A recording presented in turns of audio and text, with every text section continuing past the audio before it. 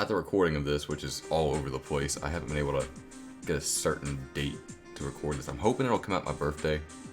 Probably gonna come out hopefully before Christmas. Yes! Anyway, it sounds weird to say, but Xbox turned 20 as of November 15th. It feels weird for me to say since I'm literally 1 year older than this console. These consoles have been my go-tos since I can remember, and now I get to feel old.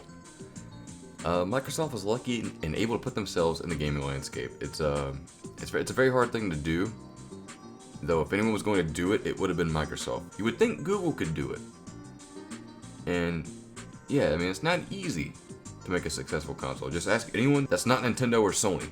While there weren't many exclusives that were crazy, the console still had a good bit of content. Stuff like Fusion Frenzy, Megasalt, a bunch of movie license games, which are actually ballin'. Like, I can name a few, but I actually don't. I gotta add them in the title. I don't know. I'm in a bit. And last but not least, Halo, the ultimate game. Xbox launch of Halo, and this game alone was worth buying for the console. In my eyes, it seems Halo single-handedly put Xbox on the map and is a good competitor to Sony and Nintendo.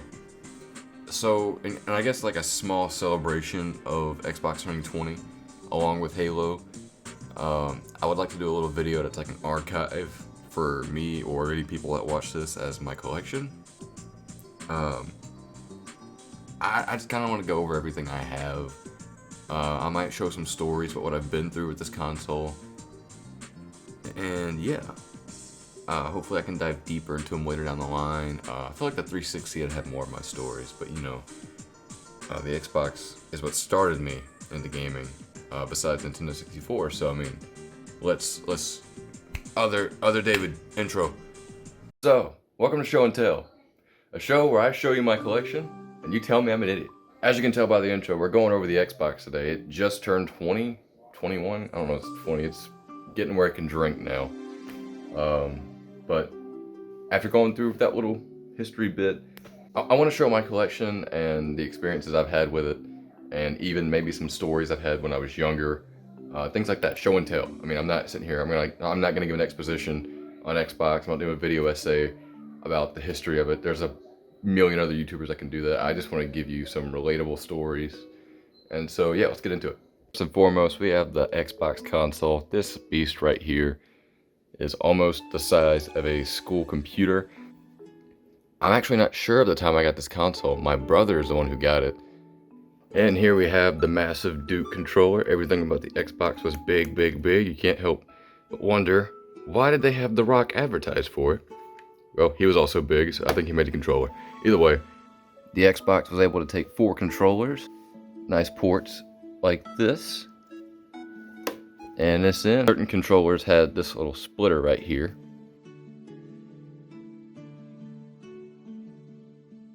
Here is a smaller version of the Xbox controller that came out, I'm assuming later. This one has more wear on it because obviously when I was younger I had smaller hands, so I had to use this to even do anything. And last but not least is the Gamestop branded controller. What's funny about this is there's no rubber on the joysticks, so both are just plastic, and I've chipped right up here. And it's not that I meant to, it's just the GameStop controllers were cheap. And so this even feels really weird, and I need to clean this, so excuse that, but I don't use this controller, I just keep it for the sake of having it. Actually, one funny story I can mention about this controller is, I mentioned earlier I had a Ninja Turtles game. In that game, it was really hard for me, and so what happened was I would play it, and I got so mad that our first Xbox that we got, I broke.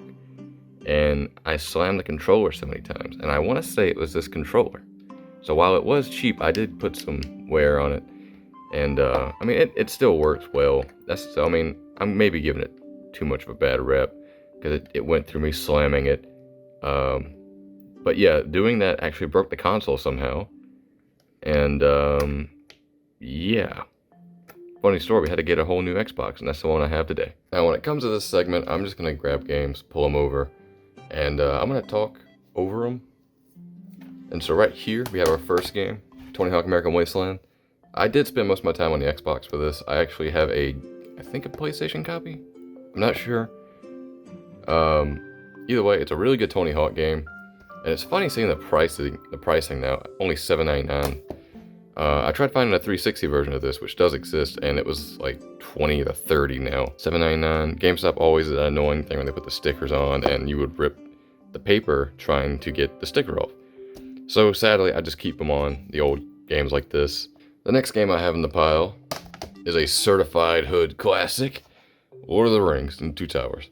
I played most of this on the PlayStation 2, but I saw a copy at Game Exchange for like $5 on the Xbox, so I had to pick it up just for collecting's sake. Again, I don't collect that much for the Xbox, but I saw it and I had to get it. This is a pretty good game if you're into something. Well, honestly, it's the best Lord of the Rings game, in my opinion. There's one more for the GameCube. It might be on Xbox, but this right here is the go-to. And I think this game would still hold up today. And speaking of Lord of the Rings, a game that's actually I'm not so fond of, this one.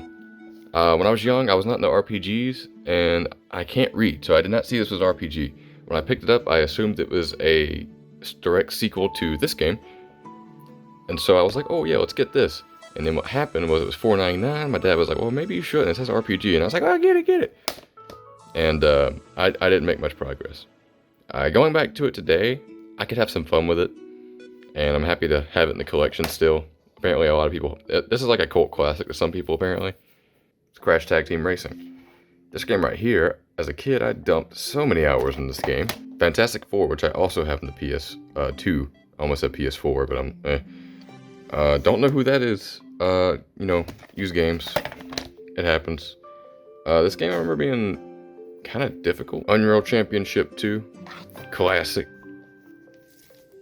Never played it. I don't know why this is here. Crazy Taxi 3. Classic. Kind of challenging, but it's a good old arcade, and it's got some fun mini games in it. As you can see there with the football thing, but $17. I can't believe someone spent $17 for this. I wish Xbox would make this backwards compatible. There's a lot of games that they don't put backwards compatible. That would just be perfect. I feel like this would be one of them. I don't know why I bought this. I don't care for this series, and I feel like if I went back to it now, I might enjoy it. As a kid, I thought it was ridiculous, and I never made much more progress in it. I have it though. I actually got this fairly recently because I never got to play this Mortal Kombat. I've played every Mortal Kombat except this, Sub-Zero Mythologies, and that one PS1 game that was with Jax. But I always wanted this on PS2. I never got it. I'm not sure if it's on PS2. That's the thing. No, it was GameCube. This wasn't on GameCube. No, it was Armageddon that wasn't on GameCube. Don't listen to me. Found it at Game Exchange for $7.99. I had to get it. I like this style of Mortal Kombat. I feel like the PS2 era games for Mortal Kombat were amazing. You can make your own characters, and some you just had a lot of characters. And the next game, Mortal Kombat Deception. I've had this game since I was a kid. I love this game so much. It's my favorite Mortal Kombat. And the sad thing is I don't have a copy that has an actual cover. I have the classic EB game / GameStop. I just slammed it. Yeah, this copy got destroyed. Next game I got fairly recently, Metal Gear Solid 2 Substance. I had to grab it because I went on a Metal Gear Solid binge, and I completely fell in love with the series, and I need to get the rest of the stickers off. I tried my best, but I didn't have the proper gook off or alcohol. But yeah, I got this at Game Exchange for, I think, let me check. They should have a receipt in it. Nope. That's not the booklet, the game. I'm not sure if this is the best version. When I played this game, I played it in a 360. The next game I don't really care that much for, but it's fun. Counter-Strike. I got my copy at Game Exchange. It's been everywhere, apparently, because I see every type of sticker on it. Here's another game from that bundle, Tony Hawk Underground 2. I played this on the GameCube. It is an amazing Tony Hawk game. Activision, Neversoft, please come back and just take Underground 1, Underground 2, and American Wasteland, and just put them in a trilogy. Remake them. Not remake them. Don't remake them. Don't touch it. Just bring them back. Next game here, Fusion Frenzy. This was Xbox's response to Mario Party. Also, I wanted to show this off real quick because something that on the Xbox, the original Xbox One games, is the disc would I'm not sure what this is, but that little brown spot, that's nothing that I did. That's just from age. So my copy of Fusion Frenzy doesn't work which is sad. But I remember I opened the box up one day, and I saw this little brown spot. I don't know why it's there. I just know I had to get another copy. I got it put up. But this is my little display copy. This game right here, Simpsons Road Rage, amazing. I'm going to say something controversial. I like this game better than Hit and Run. Only because I was a kid that liked fast-paced stuff. But this game right here, hit the spot. I didn't have to do any adventure, none of that. And the game wasn't too hard. It was just pure fun. One other thing to mention is I have to get another copy of this game. This game actually broke. I'm not sure when. I think it's the way boxes were. And I've had to put it in one of these sleeves is because of these right here that like you have to be super careful with or you will just break the disc. And so yeah, that's what happened with this game. And I gotta get another copy. And right here we have another certified classic that Namco refuses to bring back. Pac-Man World. I like Pac-Man World too. And it's got a platinum hits thing. It's for $9.99 at the time? Dang. I would love to see like a trilogy of the Pac-Man Worlds come back. I've never played 3 or 1. I've heard 1's good. But I grew up with this one. I love this one. And I feel like if I went back to it, I might not enjoy it as much. But I mean, I'm gonna keep my good memories of this. This game, I don't have a good case for. It's Call of Duty Finest Hour.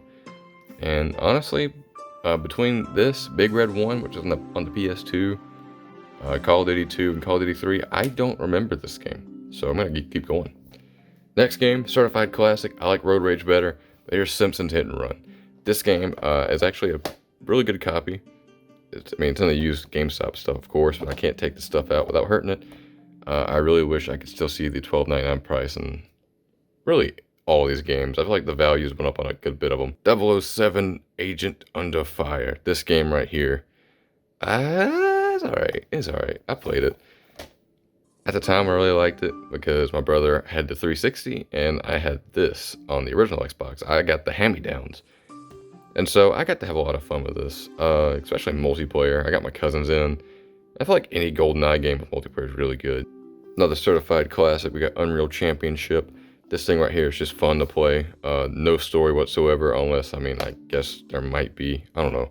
This is back when Epic Games didn't make Fortnite, by the way. We got stuff like this, so yeah.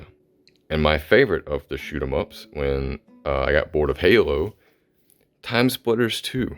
This is an underrated gem. And I feel like no one talks about it. And this game right here actually just became backwards compatible on the newer Xboxes. And it's very fun. There's a campaign, and the campaign's fun. It's nothing crazy, but it's enough to keep you going.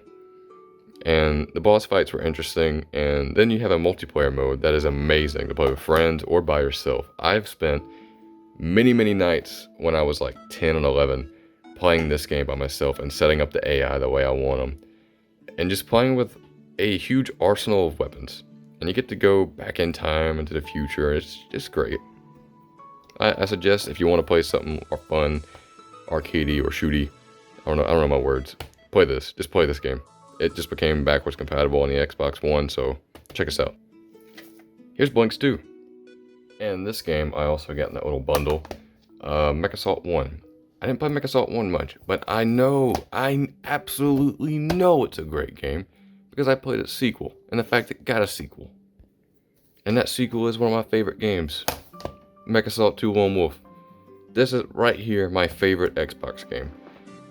Besides Halo, because Halo is never gonna leave the throne. This game is just right there at it though when it comes to Xbox games. Now I saved these next games for last because I'm sure you all know what they are. First, the game that put Xbox on the map, Halo Combat Evolved. It's funny they say they killer app for the Xbox. As a kid I was like, why are they calling it an app? This game right here is amazing. Of course, this game came out like around the time I was born. Halo has just followed me my whole life. And this game, really great because it started something and it's followed with me my whole life. And the next game is the sequel. Oh my gosh, this game right here. Me and my brother would play this game, and then eventually he quit playing games, so I played the games. And this is my favorite Xbox game of all time. Original Xbox game. I never got to play it online because we didn't have internet, but split screen was enough for me and my brother, so it was great. And then the campaign, I feel like this campaign was flawless. It made me love the Arbiter. It's like me, I get to experience that on the Master Chief Collection now that it's fixed. And so I do get to experience Halo 2 online in a way. But yeah, Halo 2, amazing game. Amazing soundtrack. This game has the best soundtrack, along with Halo 3. And I actually picked this up fairly recently. Halo multiplayer map pack. Back in the day, before we had battle asses, we had map packs, and they cost money. The cool thing about the old map packs is that they came on disc. That's cool. I didn't have to go online to get this, so me and my brother just play the split screen maps. Actually, yeah, I have a story about that because I didn't have this back then. My brother had a friend, and he brought a disc over and said, hey, put this in your Xbox. And it gave him the maps. That is so cool. You can just hand a disc out to somebody and say, hey, here's some maps. Now, nowadays, that sounds like hell for Microsoft because they want to make money off these things. But it was cool. It came with 9 maps. I mean, you still needed the game. I mean, it's got a cool booklet, too. Like, I had to pick it up. I saw it.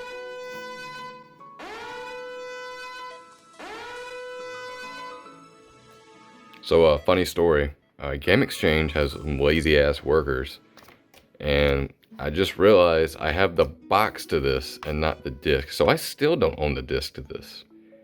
This is just Halo 2. Which means I own 3 copies of Halo 2. I'll go on eBay and order the disc for this. I can't believe... How much was this? I don't know. It wasn't that much, honestly. It is cool to have, though. It's a cool piece of history. Original copy of Halo 2. And I actually got this at Game Exchange. It was just a steelbook, but the steelbook's really not that rare. It's actually it's quite easy to find. And this didn't come with the booklet. Again, here's my 3rd copy of Halo 2, sadly. I thought I had the DLC. I'm kind of let down about that, actually. I'm going to figure something out. I do have a limited collector's edition disc, though, so I have this disc. I just need the DLC. And Halo is my favorite game. Don't mind that. Halo is my favorite game. I have the Halo 3 helmet up here. I have another helmet. I mean, look at this. I got the... And then I got the... Hey, go. I went out of my way and bought like another edition of Halo Reach like 5 years after release. And this isn't as big as my 360 collection. That I will show in another video. But luckily, the Xbox isn't hard to collect. For many of the games can be found at like eBay or Game Exchange at like a really good price. There might be those few odd and outs, but for the most part, it's easy to collect for. Yeah, guys, I would say that's it for this collection video. Stay tuned for my next one. I'm gonna do maybe my 360 collection. I might have to go back to Nintendo for a little bit and then build up to the newer consoles. Either way, I hope you enjoyed. Smash that like button, slap it, just kill it, kill that like button. I don't know if that matters anymore. Just if you made it to the end of the video and you're here, just leave a comment saying what's good, and I'll know you watched it to the end and you make me happy, and you're the reason I do this kind of stuff. So thank you for watching. I'll see y'all later. Holla at your boy. Yeah.